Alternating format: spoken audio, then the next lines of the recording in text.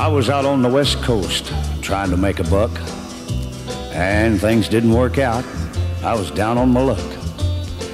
Got tired of roaming and bumming around, so I started thumbing back east toward my hometown.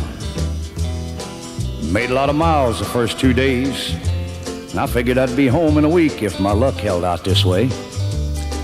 But the third night I got stranded way out of town at a cold, lonely crossroads. Rain was pouring down. I was hungry and freezing, done caught a chill, when the lights of a big semi topped the hill. Lord, I sure was glad to hear them air brakes come on. And I climbed in that cab where I knew it'd be warm. At the wheel sat a big man. He weighed about 210. He stuck out his hand and said with a grin, "Big Joe's the name." I told him mine, and he said the name of my rig is Phantom 309. Well, I asked him why he called his rig such a name. He said, "Son, this old Mac can put 'em all to shame. There ain't a driver or a rig a-running any line that's seen nothing but taillights from Phantom 309. Well, we rode and talked the better part of the night when the lights of a truck stop came in sight. He said, "I'm sorry, son, this is as far as you go, 'cause I gotta make a turn just on up the road."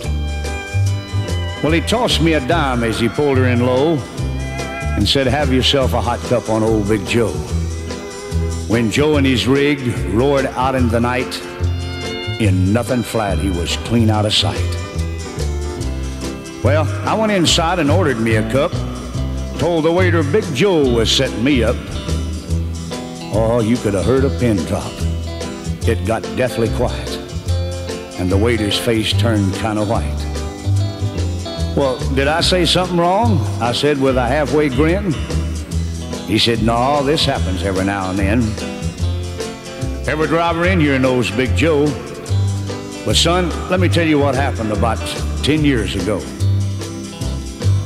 At the crossroads tonight where you flagged him down, there was a busload of kids a-coming from town.